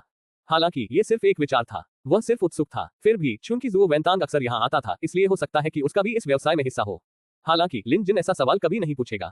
जैसी कि उम्मीद थी, ज़ुओ वेंतांग ने जो निजी कमरा तैयार किया था वह निश्चित रूप से ग्रेस पवेलियन में सबसे अच्छा था। ग्रेस पवेलियन का लेआउट कुछ कुएं जैसा था। बीच में एक हॉल था जो कम से कम 3 झांक चौड़ा था। नर्तकियों के नृत्य करने के लिए एक मंच भी था। दूसरी और तीसरी मंजिल पर भी मेजें और कुर्सियां थीं। दूसरी मंजिल से आगे निजी कमरे थे। बेशक वे केवल नक्काशीदार लकड़ी की स्क्रीन से अलग थे। एक तरफ रेलिंग थी और नीचे नाचती और गाती लड़कियों को देखा जा सकता था। सापेक्ष रूप से कहें तो दूसरी मंजिल पर स्थित निजी कमरे सबसे अच्छे थे और ज़ुओ वेंतांग को जो कमरा मिला वह सबसे अच्छे कोण वाला था। इस दूरी से वह मंच पर गायकों और नर्तकियों को साफ साफ देख सकता था। बल्कि उसे ऐसा लग रहा था कि अगर वह अपना हाथ आगे बढ़ाए तो उन्हें छू सकता है। बूढ़े भाई लिन, ग्रेस पवेलियन का नियम है कि पहले चाय पीनी चाहिए, फिर वाइन का स्वाद लेना चाहिए। यहाँ की चाय भी बहुत बढ़िया है। सिर्फ इस बर्तन की कीमत कम से कम 5 सिल्वर टेल होगी। ज़ुओ वेंतांग ने मुस्कुराते हुए कहा। इस तरह की स्थिति में स्वाभाविक रूप से उनके पास सिटी लॉर्ड मैंशन के मुख्य प्रबंधक की प्रतिष्ठा नहीं थी। इस समय ये वास्तव में एक निजी सभा थी और वह बहुत खुले थे। बोलते समय उन्होंने अपनी बात नहीं रोकी। शायद यह उसका असली स्वभाव था या शायद वह लिन जिन को आराम देने के लिए जानबूझकर ऐसा कर रहा था। लिन जिन भी बता सकते थे। अगर चाय के इस बर्तन की कीमत 5 सिल्वर टेल है तो शराब के उस बर्तन की कीमत कम से कम 50 टेल होगी। लिन जिन ने मुस्कुराते हुए कहा। भाई ज़ुओ, आज इतना खर्च करने के लिए धन्यवाद। ज़ुओ वेंतांग ने एक लंबा चेहरा बनाया और दुखी होने का नाटक किया। बूढ़े भाई लिन, आप किस बारे में बात कर रहे हैं? किसी भाई को शराब पिलाना पैसा खर्च करना कैसे माना जाता है? 50 को भूल जाओ, भले ही वह 500 हो, तो क्या हुआ? लिन जिन ने दिल खोलकर हंसते हुए एक कप चाय पी ली। चाय वाकई बेहतरीन थी। यह मेपल सिटी की सबसे मशहूर फ्रेग्रेंट हिल रेड लीफ टी थी। हालांकि इसे रेड लीफ टी कहा जाता था, लेकिन यह वास्तव में एक तरह की ग्रीन टी थी। यह मुंह में खुशबूदार थी, गले को ठंडक पहुंचाती थी और एक अंतहीन स्वाद छोड़ती थी। चूंकि लिन जिन यहाँ था, उसने आनंद लेने की योजना बनाई। ग्रेस पवेलियन चाय के बर्तन को लेकर बहुत खास था। यहाँ तक कि चाय बनाने के लिए इस्तेमाल किया जाने वाला पानी भी बेहतरीन पहाड़ी झरने का पानी था। लिन जिन ने अनुमान लगाया कि इसे पहाड़ों से घोड़े और गाड़ी द्वारा यहाँ लाया गया था। बेशक लिन जिन उनके द्वारा परोसे जाने वाले भोजन और पेय का इंतजार कर रहे थे। हॉल में इस समय ढोल की आवाज पहले से ही आ रही थी। हल्के मलमल के कपड़े पहने 7 युवतियों का समूह सुंदर आकृति वाला था। वे सभी नंगे पैर थीं, उनके हाथ पैरों में छोटी छोटी घंटियां बंधी थीं। जब वे चलती थीं तो घंटियां बजती थीं जो कानों को बहुत ही सुखद लगती थीं। इन 7 नर्तकियों ने अपने चेहरे पर पतले घूंघट पहने हुए थे, लेकिन ये स्पष्ट था कि वे सभी सुंदर थीं। जब वे संगीत पर नाच रही थीं, तो नीचे खड़े कई ग्राहक मंत्रमुग्ध हो गए। ज़ुओ वेंतांग ने लिन जिन पर एक नजर डाली और पाया कि वह नर्तकियों से बिल्कुल भी आकर्षित नहीं था। लिन जिन भी एक जोशीले नौजवान की तरह नहीं लग रहा था। लिल ब्रो लिन, ग्रेस हाउस में सभी लड़कियां सावधानी से चुनी जाती हैं। लेकिन चूंकि आप हमेशा सुंदरियों से घिरे रहते हैं, इसलिए निश्चित रूप से आपको यहाँ की लड़कियों में कोई दिलचस्पी नहीं होगी। ज़ुओ वेंतांग ने मजाक किया। इस पर लिन जिन जोर से हंसने लगा। भाई ज़ुओ, कृपया मुझ पर मत हंसो। मैं हमेशा से जानवरों के मूल्यांकन कौशल का अध्ययन करता रहा हूँ। मुझे इस पर ध्यान देने का समय कहाँ से मिलेगा? बेशक लिन जिन को पता था कि ज़ुओ वेंतांग किस बारे में बात कर रहा था। जिसके बारे में बोलते हुए वह वास्तव में सुंदरियों से घिरा हुआ था। उनमें से कोई भी ग्रेस पवेलियन के नर्तकियों से बेहतर था। आंखों के लिए एक दावत। शायद ऐसा इसलिए था क्योंकि उसने इन सुंदरियों को बहुत देखा था, इसलिए उसे थोड़ी कमतर वाली चीजों में कोई दिलचस्पी नहीं थी। ये बात शांग एयर के लिए विशेष रूप से सच थी। वह राष्ट्रीय आपदा के स्तर पर थी। ऐसी सुंदरियों के आदी हो जाने के बाद लिन जिन वास्तव में बहुत ही ज्यादा चयनशील हो गया था। ज़ुओ वेंतांग हंसे और विषय को आगे नहीं बढ़ाया। दोनों ने नृत्य देखा, फिर ज़ुओ वेंतांग ने कहा, अभी समय नहीं हुआ है। ग्रेस पवेलियन की सबसे प्रतिभाशाली महिला थोड़ी देर में यहाँ आएगी। उनमें से क्वो वेंजी सबसे सुंदर है। न केवल वह गायन और नृत्य में अच्छी है, बल्कि वह सुलेख, चित्रकला, शतरंज और गुकिन में भी पारंगत है। यहाँ आधे से ज्यादा मेहमान उसके लिए यहाँ है। जब वह बोल रहा था, ज़ुओ वेंतांग की आंखों में एक अजीब सी कोमलता झलक रही थी। ओह, लिन जिन को पता नहीं था कि यह क्वो वेंजी कौन था, लेकिन ज़ुओ वेंतांग की तारीफ सुनकर उसके पास कुछ अनोखे हुनर होने चाहिए। लेकिन लिन जिन को इस बात की ज्यादा चिंता थी कि बाद में किस तरह की शराब परोसी जाएगी और किस तरह के व्यंजन परोसे जाएंगे। व्यंजनों की बात करें तो लिन जिन को मास्टर शेफ लियाओ को आखिरी बार देखे हुए काफी समय हो गया था। हाल ही में मास्टर शेफ लियाओ एक यात्रा पर गए थे और लिन जिन को पता नहीं था कि वे कहाँ गए। जब लिन जिन गहन विचार में डूबा हुआ था तो उसे एक स्वादिष्ट सुगंध का एहसास हुआ। ये यहाँ है। लिन जिन ने प्रवेश द्वार की ओर देखा। निश्चित रूप से युवतियां विभिन्न प्रकार के व्यंजन लेकर अंदर आईं। वहां बहुत ज्यादा व्यंजन नहीं थे, लेकिन हर व्यंजन को बहुत सावधानी से तैयार किया गया था। वे दिखने में, महकने में और स्वाद में बहुत अच्छे थे। खास तौर पर शराब का जग जो अंत में लाया गया था, उसमें शराब की तेज खुशबू थी। नर्तकियों की तुलना में लिन जिन को व्यंजनों और शराब में अधिक रुचि थी। आइए आइए भाई लिन, ग्रेस पवेलियन के नियमों के अनुसार व्यंजनों के 3 दौर होंगे और प्रत्येक दौर अलग होगा। ये सभी ठंडे व्यंजन हैं और शराब भी बेर की शराब है जो भूख को उत्तेजित करेगी। एक बार भूख शांत हो जाने के बाद मुख्य पाठ्यक्रम बाद में परोसा जाएगा। ज़ुओ वेंतांग ने लिन जिन को व्यंजन पेश करते हुए दिल खोलकर हंसा। दिलचस्प बात यह है कि जैसे जैसे व्यंजन परोसे गए, नर्तक भी बदल गए। पहले वाली 7 नर्तकियां पीछे हट गईं और 2 महिलाओं ने उनका स्थान ले लिया। दोनों महिलाओं में से एक गुकिन बजा रही थी जबकि दूसरी पीपा बजा रही थी। उनकी कोमल उंगलियां तारों को झनकृत कर रही थीं, जिससे एक स्वाभाविक लय बन रही थी। धुन स्पष्ट और मधुर थी और गुकिन और पीपा की सुंदर ध्वनियों के अलावा दोनों महिलाओं के पास उत्कृष्ट आकृतियां और रूप भी थे।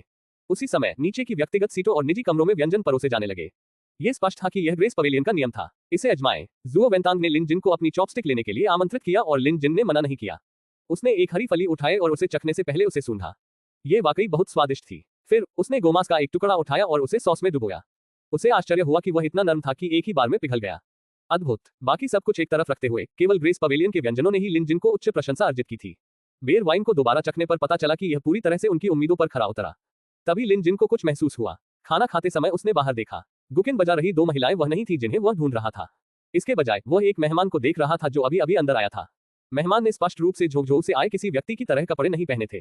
उसके ज्यादातर कपड़े चमड़े के कवच थे, उसके अंग मोटे थे और उसके बाल स्टील के ब्रश जैसे थे।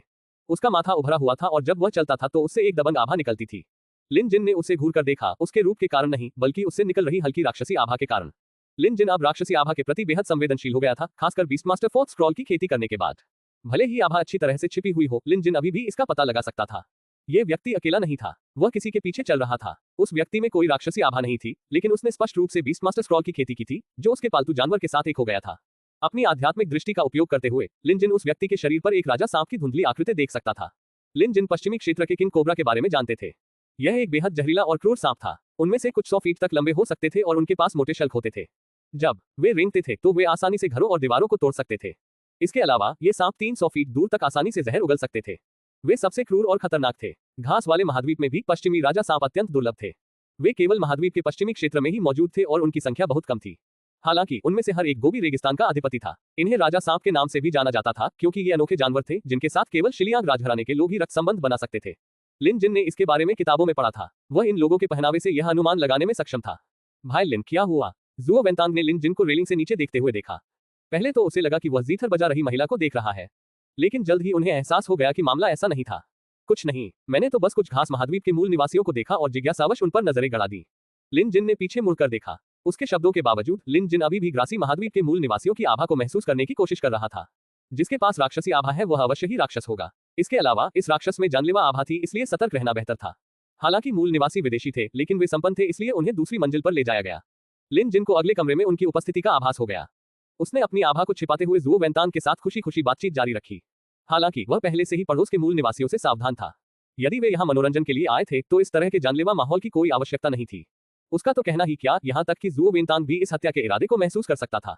इस समय जुओ वेंतांग ने अपनी भौहें सिकोड़ ली। जाहिर है उसने भी एक हल्की सी हत्या की मंशा को महसूस किया था। हालांकि उसकी साधना और योग्यताएं अपर्याप्त थी, इसलिए वह केवल हत्या की मंशा को ही महसूस कर सकता था और यह नहीं जानता था कि दूसरा पक्ष एक राक्षसी जानवर था। किसी ने वास्तव में ग्रेस पवेलियन में परेशानी पैदा करने की हिम्मत की है। वह सीधे मौत को आमंत्रित कर रहा है। उसे इस बात का डर नहीं था कि लिन जिन उसे सुन लेगा। उसकी जानलेवा आभा बिल्कुल भी छिपी नहीं थी, इसलिए यह स्पष्ट था कि वह परेशानी खड़ी करने के लिए यहाँ आया था। लिन जिन एक विशेषज्ञ भी था। वह ऐसा व्यक्ति था जिसने फ्रायर एसोसिएशन के यांग जी को हराया था, इसलिए वह इसे कैसे नोटिस नहीं कर सकता था। क्या पहले भी लोग यहाँ परेशानी खड़ी करने आए हैं? लिन जिन ने अचानक पूछा। ऐसा कैसे नहीं हो सकता? जुओ वेंतांग को बिल्कुल भी बुरा नहीं लगा, लेकिन आप चिंता न करें भाई लिन। इस ग्रेस पवेलियन को कम करके नहीं आंका जाना चाहिए। कोई भी व्यक्ति यहाँ परेशानी पैदा करने के लिए क्यों ना आए, उसका अंत अच्छा नहीं होगा। लिन जिन ने संकोच से पूछा, भाई जुओ, क्या ये हो सकता है कि ग्रेस पवेलियन में आपका भी हिस्सा हो? मैंने। जुओ वेंतांग एक पल के लिए चौंक गया और फिर जोर से हंसने लगा। मैंने नहीं, लेकिन। जुओ वेंतांग ने चारों ओर देखा और फिर अपनी आवाज धीमी करते हुए कहा, शहर के स्वामी का इस जगह में हिस्सा है। ये शीर्ष गुप्त जानकारी थी। लिन जिन को उम्मीद नहीं थी कि जुओ वेंतांग उसे ऐसा कुछ बताएगा। हालांकि इससे पता चला कि जुओ वेंतांग लिन जिन के प्रति कितना खुला था और उसने उससे कुछ भी नहीं छिपाया। इसके अलावा सावधानीपूर्वक विचार करने के बाद लिन जिन को एहसास हुआ कि जुओ वेंतांग ने उल्लेख किया था कि सिटी लॉर्ड बाई का ग्रेस पवेलियन में एक हिस्सा था। इसका मतलब था कि इस जगह में उनका केवल एक छोटा सा हिस्सा था। तो फिर किसका हिस्सा ज्यादा था? हैसियत और पहचान के मामले में उन्हें कम से कम बाई झेनकोन के बराबर तो होना ही था। ताश के खेल की तरह सिर्फ बराबर हैसियत वाले लोग ही साथ मिलकर खेल सकते थे। हालांकि लिन जिन को उम्मीद नहीं थी कि जुओ वेंतांग उसे यह बताएगा, लेकिन लिन जिन को आश्चर्य हुआ जब जुओ वेंतांग ने वास्तव में उसे बता दिया। इस ग्रेस पवेलियन में हमारे लॉर्ड सिटी लॉर्ड के अलावा कई अन्य सिटी लॉर्ड्स हैं। बेशक अन्य शहरों में भी ग्रेस पवेलियन है। रॉयल सिटी में कई महत्वपूर्ण अधिकारी भी शामिल हैं। मैं आपसे पूछता हूँ, यहाँ परेशानी पैदा करने की हिम्मत कौन करेगा? यदि वे ऐसा करेंगे तो चाहे वे कोई भी हो, उनका अंत अच्छा नहीं होगा। यह एक बहुत बड़ा रहस्य था। लिन जिन को उम्मीद नहीं थी कि जुओ वेंतांग उसे ये भी बताएगा। बहुत से लोग इसके बारे में नहीं जानते हैं ना? लिन जिन ने पूछा। जुओ वेंतांग ने विषय पर विस्तार से बात न करते हुए सिर हिलाया। कभी कभी जब चीजें बहुत आगे बढ़ जाती हैं तो रुक जाना ही सबसे अच्छा होता है, बिल्कुल अभी की तरह। इतना कहने के बाद जुओ वेंतांग बस अपनी सद्भावना व्यक्त कर रहा था, ये व्यक्त करते हुए कि वह लिन जिन को अपना मानता है। फिर उन्होंने पीना, चखना और खाना बनाना जारी रखा। भले ही ग्रेस पवेलियन का शेफ मास्टर शेफ लियाओ जितना अच्छा ना हो, लेकिन वह बहुत पीछे भी नहीं था। कम से कम लिन जिन ने अपने खाने का आनंद तो लिया। तभी बाहर से किसी महिला के गाने की आवाज आई। ये सुनकर ज़ुओ वेनतांग ने उत्साह से कहा, ये को वेंजी है। भाई लिन, ये गाना सुनो, आप इसे कहीं और नहीं सुन पाएंगे। लिन जिन ने सिर हिलाया। महिला की आवाज साफ और मधुर थी। वह स्पष्ट रूप से एक ऐसी महिला थी जो गाना जानती थी। उसका गुनगुनाना, मंत्रोच्चार करना और गाना बेदाग था। ये वाकई कानों को सुकून देने वाला था। बेशक उसकी आवाज मधुर थी, लेकिन धुन लिन जिन के लिए औसत ही थी। आखिरकार लिन जिन एक ट्रांसमिग्रेटर था जिसने अपने पिछले जीवन में अनगिनत गाने सुने थे। उसके पिछले जीवन की तुलना में इस दुनिया की धुनें पूरी तरह से अलग स्तर पर थी। हालांकि अन्य लोग लिन जिन जितने जानकार नहीं थे, इसलिए उन्होंने गीत को ध्यान से सुना। बाहर देखने पर लिन जिन ने क्वा वेंजी को देखा। बेशक वह एक ऐसी सुंदरी थी जो किसी भी देश में तबाही ला सकती थी। वह झाओ यंग, लू शियाओयुन और अन्य लोगों से भी अधिक सुंदर थी, केवल शांग एर से थोड़ी कमतर। अगर तुलना करनी हो तो उनमें से प्रत्येक की अपनी खूबियां थी। ये क्वो वेंजी स्पष्ट रूप से अधिक दयनीय थी। उसका व्यवहार और आत्मविश्वास वास्तव में आकर्षक था, जिससे दूसरों को उसकी रक्षा करने की तीव्र इच्छा होती थी। गाने के बाद क्वो वेंजी ने मुस्कुराते हुए लिन जिन को धन्यवाद दिया। वह शायद ग्रेस पवेलियन की स्तंभ थी और यहाँ की सबसे लोकप्रिय वेश्या भी। मंच पर उसकी उपस्थिति ने तुरंत ग्रेस पवेलियन को चरमोत्कर्ष पर पहुंचा दिया। मंच के नीचे एक मोटा व्यापारी शराब के नशे में चिल्लाया, लेडी क्वो, मैं आपकी आवाज सुनकर कभी नहीं थकूंगा। मुझे ये बहुत पसंद है। क्या आप बाद में मेरे साथ नृत्य करना चाहेंगी? मैं इसका बेसब्री से इंतजार कर रहा हूँ। मंच पर क्वो वेंजी मुस्कुराए। आज नृत्य होगा, लेकिन यह वेंजी नहीं होगा। आज पश्चिमी क्षेत्रों से एक सुंदरी फैंग्या मंडप में आई है। बाद में वेंजी जीथर बजाएगी और यह सुंदरी नृत्य करेगी। ये देख मंच के नीचे खड़ी भीड़ दंग रह गई। तरह तरह की टिप्पणियां होने लगी। कुछ लोग इसका बेसब्री से इंतजार कर रहे थे, जबकि कुछ लोग इसका मजाक उड़ा रहे थे। हालांकि सभी को पता था कि ग्रेस पवेलियन किस तरह की जगह है, इसलिए भले ही वे हंगामा कर रहे थे, उन्होंने खुद को संयमित रखा। मैं देखना चाहता हूं कि इस पश्चिमी सौंदर्य में क्या खास बात है। ज़ुओ वेनतांग सहित कई लोगों का यही विचार था। इस समय उसने अपनी गर्दन को आगे बढ़ाया और बाहर भी देखा। लिन जिन को पता चल गया था कि ज़ुओ वेनतांग क्वो वेंजी के साथ अलग तरह से पेश आता था। भले ही उसकी आंखों में प्रशंसा छिपी हुई थी, लेकिन ये लिन जिन की आंखों से बच नहीं सकी। इसमें कोई मदद नहीं की जा सकती थी। एक पशु मूल्यांकनकर्ता के रूप में लिन जिन ने चौकस रहने की आदत विकसित कर ली थी। तभी दूसरी ओर से पश्चिमी सुंदरी आ गई। वह बहुत ही शानदार कपड़े पहने हुए थी और उसने अपने चेहरे पर घूंघट भी रखा हुआ था। फिर भी कोई भी यह सुनिश्चित कर सकता था कि यह पश्चिमी सुंदरता एक और अद्वितीय सुंदरता थी। 296 to 300